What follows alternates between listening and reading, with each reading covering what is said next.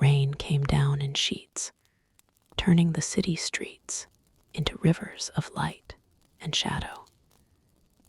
Isabel stood under the gallery awning, shaking droplets from her coat, watching the storm transform the world outside into something from an impressionist painting. She was late, fashionably late, her friend Maya would have said, though Isabel suspected it was just regular late. Through the glass doors, she could see the vernissage in full swing. Bodies moved through the stark white space like elegant shadows, wine glasses catching the light, laughter floating out into the rain-soaked evening. This wasn't usually her scene. Isabel preferred her art in books, in quiet museums on weekday afternoons when she could stand alone before a painting and let it speak to her without the noise of critics and collectors. But Maya had insisted. "You need to get out of that apartment," she'd said over coffee that morning. "You've been hiding since the divorce. Come to the opening.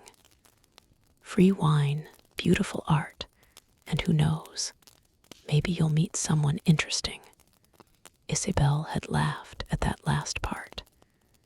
She wasn't looking to meet anyone. After 8 years of marriage that had slowly fossilized into polite cohabitation, she was learning to be alone. Learning to remember who she'd been before she'd become half of a we. Still, here she was. She pushed through the glass doors and stepped into another world. The gallery was stunning, all clean lines and perfectly positioned spotlights that made each painting glow like it contained its own source of light. The art itself was bold, almost aggressive in its sensuality. Abstract forms that suggested bodies without showing them, colors that bled into each other like passion and pain mixing on skin. Isabel accepted a glass of wine from a passing server and began to move through the space, letting the crowd flow around her. She was searching for Maya, but found herself drawn instead to the paintings. There was something raw about them, something that spoke to a part of her she'd kept carefully locked away during her marriage. "They're magnificent, aren't they?" The voice came from behind her low, with a slight accent she couldn't immediately place. Mediterranean, perhaps. Italian or Spanish. Isabel turned and found herself looking into the darkest eyes she'd ever seen. He was tall, dressed entirely in black turtleneck, slacks, leather jacket that looked expensive and well-worn. His hair was dark and slightly too long, pushed back from a face that was all angles and intensity. He held a glass of wine, but hadn't drunk from it, and he was looking at her with the same focused attention she'd been giving the painting. "I'm sorry," he said, a slight smile playing at the corner of his mouth. "I didn't mean to startle you. I'm Dante Rossellini." The name clicked. "You're the artist." Guilty. His smile widened, and Isabel felt something flutter in her chest that she hadn't felt in years. "And you are someone who actually looks at the paintings instead of the price tags. That makes you rare in a room like this."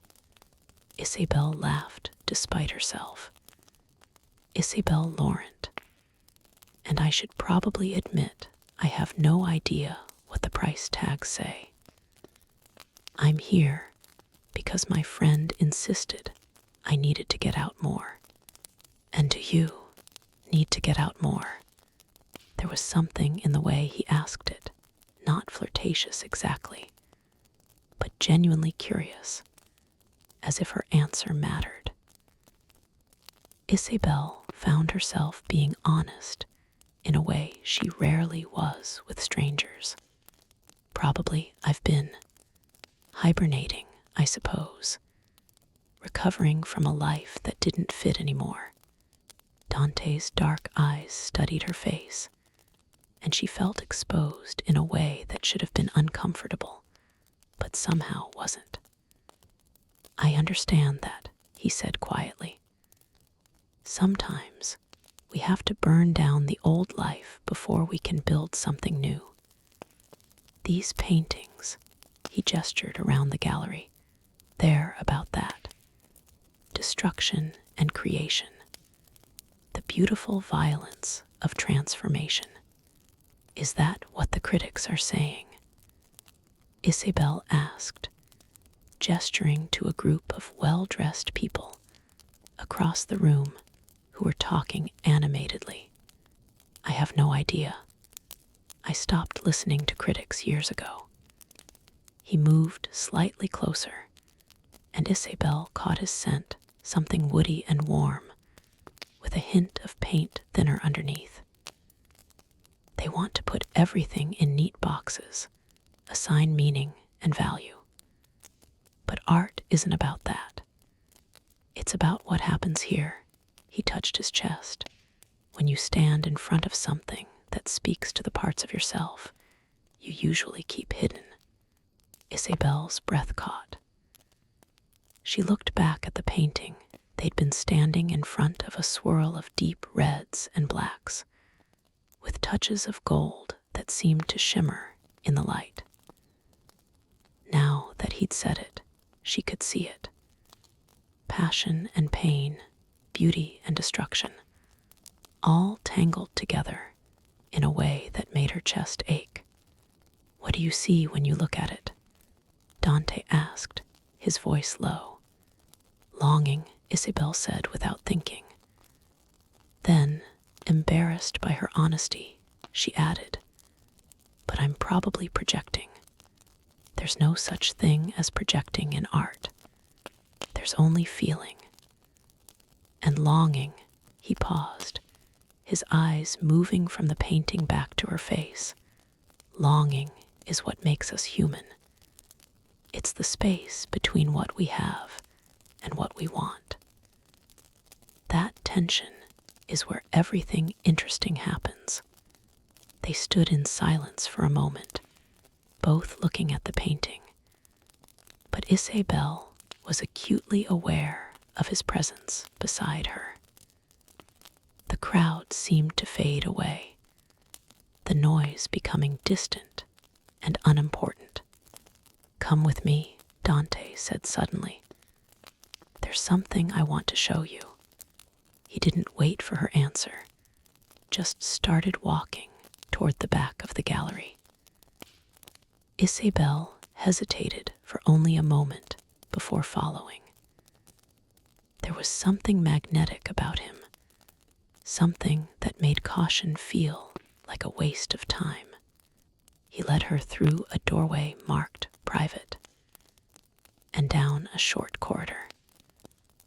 At the end was another door, which he opened to reveal a smaller room, a studio space, with paintings in various stages of completion leaning against the walls. The smell of oil paint thick in the air. This is where I work when I'm in the city, Dante explained, closing the door behind them. The noise from the gallery immediately muffled, leaving them in intimate silence. The gallery lets me use it during shows. The chaos out there, he gestured back toward the main room, it's necessary. But it's not real. This is real. Isabel walked slowly through the space, looking at the unfinished works. They were even more powerful than the completed pieces in the gallery, raw, unpolished, full of visible struggle and revision. Some canvases had been painted over multiple times, ghost images showing through the top layers like memories that wouldn't quite fade. "Why are you showing me this?" she asked, turning to find Dante watching her with that same intense focus.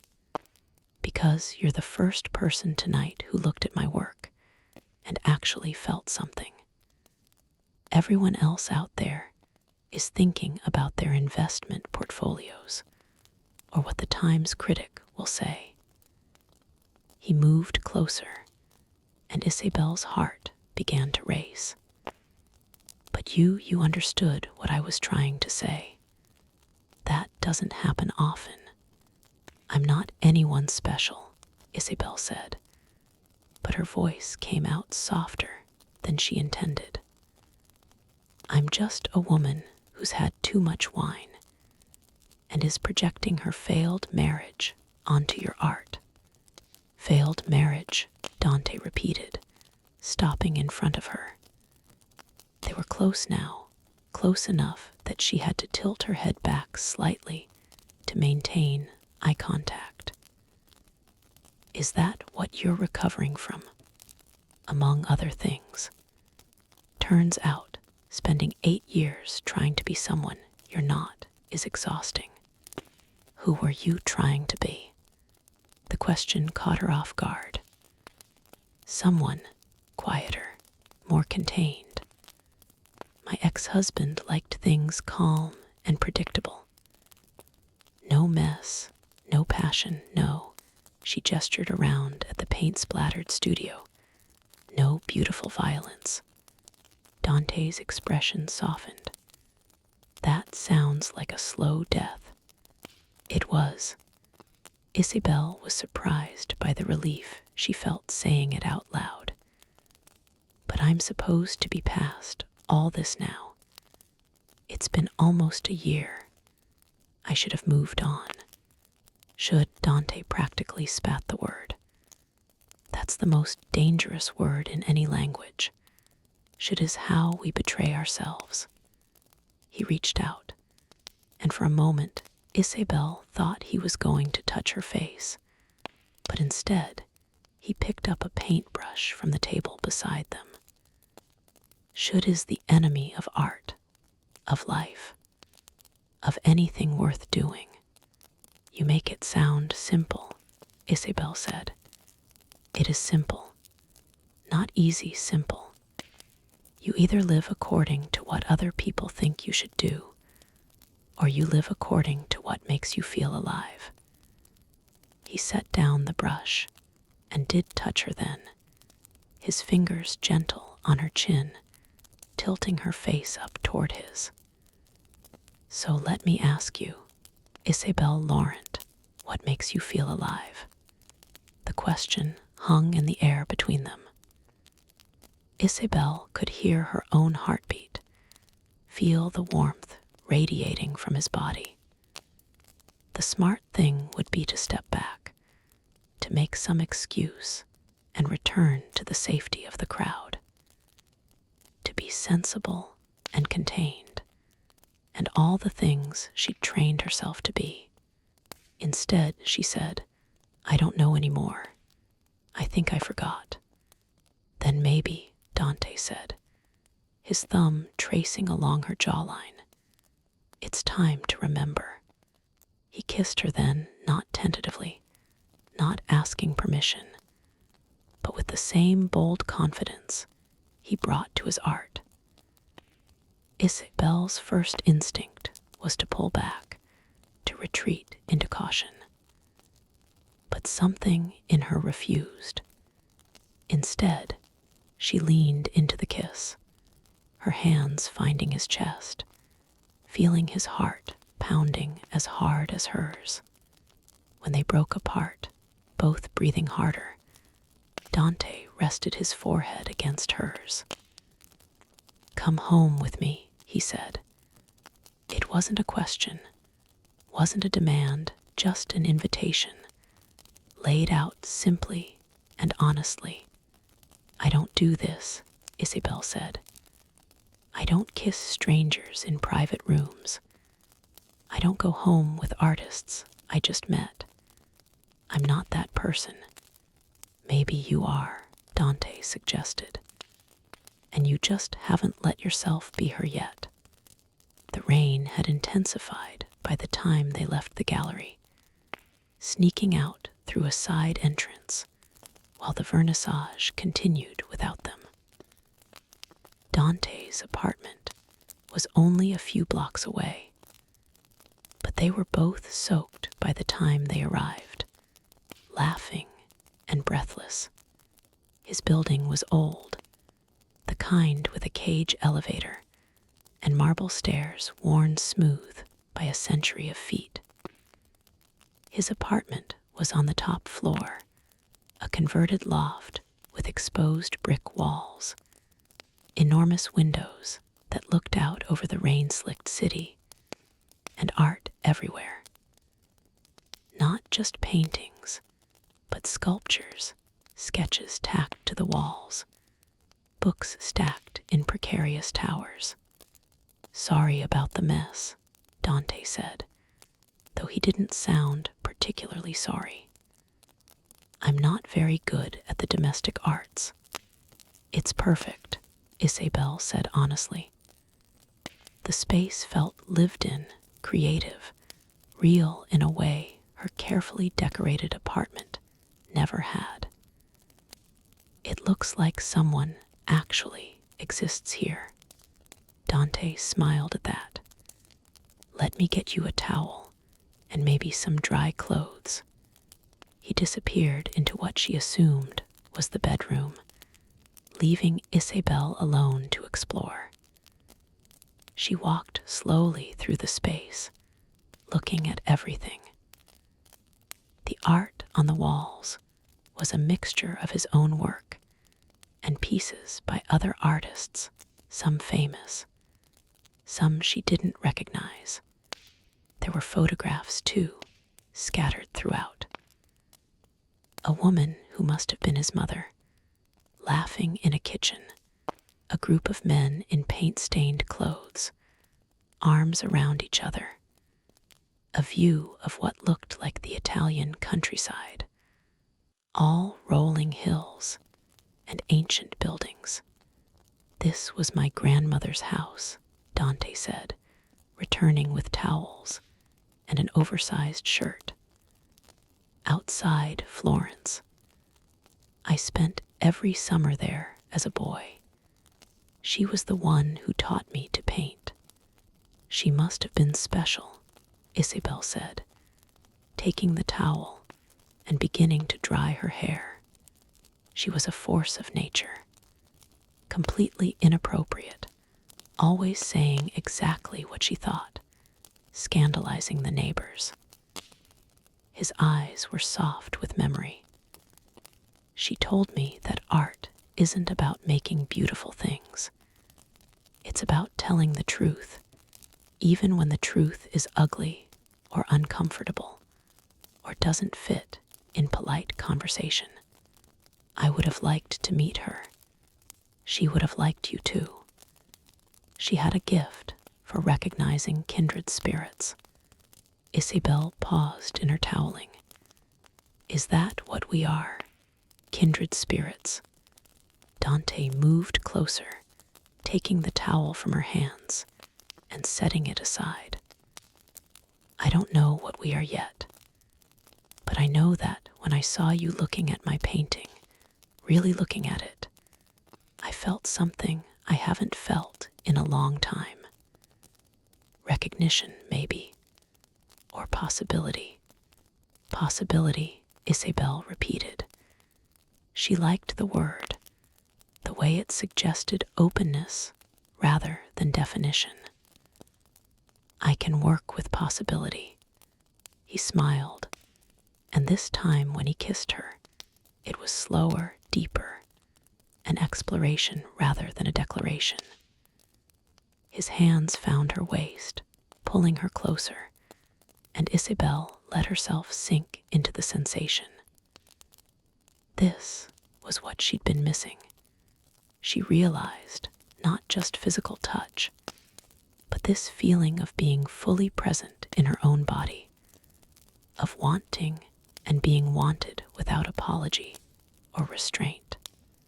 They made their way to the bedroom without ever fully breaking the kiss, stumbling over art supplies and furniture, laughing breathlessly. The bedroom was dominated by an enormous bed covered in white linens that looked soft as clouds, and more windows that showed the storm still raging outside. "Are you sure about this?" Dante asked, and Isabel appreciated that he was giving her an out, a chance to change her mind. But she didn't want an out. She wanted this, wanted him, wanted to feel alive in her own skin again, wanted to stop living in the careful space between who she'd been and who she might become. "I'm sure," she said, and reached for him. They made love with the storm as soundtrack, rain drumming against the windows, while lightning occasionally lit up the room in silver flashes. Dante was attentive and intense, focused on her pleasure with the same concentration he brought to his art. And Isabel discovered parts of herself she'd forgotten existed, a wildness, a capacity for abandon that had been buried under years of careful containment. Afterward, they lay tangled together in the soft sheets, skin against skin, listening to the rain begin to ease. "Tell me something true," Dante said, his fingers tracing lazy patterns on her shoulder. "Something you've never told anyone." Isabel thought about it. In the darkness, with this near stranger who somehow didn't feel like a stranger at all, honesty felt possible in a way it rarely did. "I'm afraid I wasted the best years of my life," she said quietly. "I'm 34, and I feel like I'm just waking up. Like I've been asleep for a decade, and now everything I thought I wanted is gone, and I have to start over, and I don't know if I'm brave enough." Dante was quiet for a moment, his hand stilling on her skin. Then he said, "I lost 5 years to heroin." Isabel turned in his arms to look at him. "What?" "In my 20s. I was young and arrogant and thought I needed to suffer for my art. Turns out suffering just makes you suffer. It doesn't make the art any better." He met her eyes in the darkness. "I got clean, but those years are gone. I can't get them back. And sometimes I wake up angry about it, furious that I wasted so much time being half alive." "What do you do when you feel that way?" "I paint. I create something new. I try to remember that every moment is a chance to start again." He pulled her closer. "And I try not to waste the time I have left wishing I'd made different choices. The only choice that matters is the one you make right now." They fell asleep as the storm finally passed, and woke to morning light filtering through the rain-washed windows. Isabel surfaced slowly from sleep, momentarily disoriented by the unfamiliar room, the warm body beside hers. Then memory flooded back, and she felt a smile spread across her face. Dante was already awake, propped up on one elbow, watching her with a soft expression. "Good morning," he said. "Good morning." Isabel stretched, feeling wonderfully, deliciously used. "I should probably go. I'm sure you have things to do, and I— Stay, Dante interrupted. Have breakfast with me at least. Unless you have somewhere you need to be. Isabel thought about her empty apartment, the lonely Saturday stretching ahead of her. No, she admitted. I don't have anywhere I need to be. Good. He kissed her forehead and climbed out of bed, completely unself-conscious in his nakedness. I'll make coffee. There's a robe in the closet if you want it. She watched him walk out of the room, admiring the casual grace of his movement, the play of muscles under skin, the paint stains that marked his hands and forearms. This was real, she thought. This messy, imperfect, surprising thing was more real than anything she'd experienced in years. The kitchen was small but well used, with copper pots hanging from hooks and herbs growing in pots on the windowsill. Dante moved through the space with easy efficiency, grinding coffee beans, pulling out a pan for eggs. Do you cook? Isabel asked, wrapped in the robe he'd offered, sitting at the small table by the window. I have to, otherwise I'd starve. He glanced back at her with a grin. I'm Italian. Not cooking would be a betrayal of my heritage. They ate breakfast as the city came to life outside the windows and talked about everything and nothing.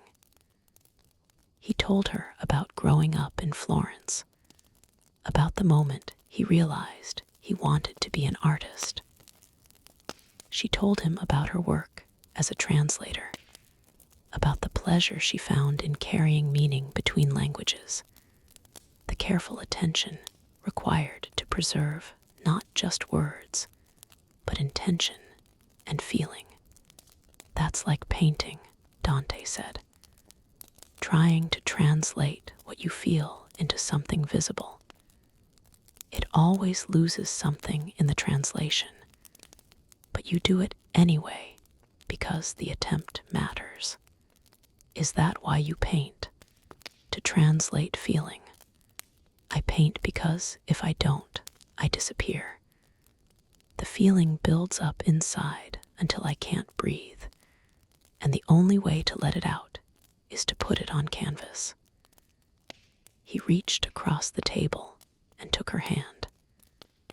Last night, when I saw you looking at my work, you were reading my translation, understanding what I was trying to say. Do you know how rare that is? Isabel felt tears prick her eyes, though she couldn't have explained why. I felt seen, she said. When you showed me your studio, when we talked, I felt like you were seeing me, the real me, not the version I show the world. Maybe that's what art is supposed to do. Help us see each other clearly, without all the bullshit we usually hide behind. They sat in comfortable silence for a moment, hands linked across the table, morning light warming the kitchen. Outside, the city was washed clean by the storm, everything bright and new. I should tell you, Isabel said eventually, I'm not looking for a relationship. I'm barely divorced. I'm still figuring out who I am. I can't make promises about tomorrow. Good, Dante said, surprising her. I'm terrible at relationships. I'm selfish with my time, obsessive about my work, completely unreliable when I'm in the middle of a piece. My ex-wife used to say living with me was like living with a ghost. Then what is this? Isabel gestured between them. Last night, this morning, what are we doing? Dante stood and came around the table, pulling her up and into his arms. "We're living," he said simply. "Right now, in this moment. No promises, no plans, just this." He kissed her again, and Isabel felt something settle in her chest, not certainty, but something better. Permission. Permission to be messy, to be uncertain, to be in the process of becoming rather than arrived at some fixed destination. "I'd like to see you again," she said when they broke apart. "If you want to." "I want to," he smiled, that devastating smile that made her knees weak. "I want to paint you, actually. Would you model for me? I've never modeled before. Perfect. I don't want someone who knows how to pose. I want you exactly as you are." As Isabel finally left his apartment that afternoon, stepping out into the clean-washed city, she felt different than she had the night before. Not fixed, not healed, she wasn't sure those words even made sense, but alive, awake, open to whatever came next. She pulled out her phone and saw a dozen messages from Maya, increasingly frantic. "Where are you? Are you okay? Did you get kidnapped by a sexy artist?" Isabel smiled and typed back, "Something like that.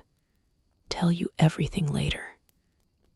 As she walked through the Sunday streets, Isabel thought about possibility, about the space between what we have and what we want, and how that tension is where everything interesting happens. About burning down old lives to make room for new ones. About the beautiful violence of transformation. She thought about Dante's hands, paint-stained and gentle. About his studio filled with unfinished work, ghosts of previous attempts showing through the surface. About the way he'd looked at her, really looked at her, and seen something worth painting. And she thought about the painting that had started it all, that swirl of red and black and gold. Longing, she'd called it. The space between what we have and what we want. Maybe that space didn't have to be painful. Maybe it could be beautiful instead. Full of possibility and promise, of mornings after storms, of new beginnings that arrived disguised as endings. Isabel smiled to herself and kept walking, rain-washed city bright around her, feeling more alive than she had in years. Sleep well, and may you always have the courage to follow what makes you feel alive, even when it leads you to unexpected places. May you find art that speaks to your hidden self and people who see you clearly. Good night.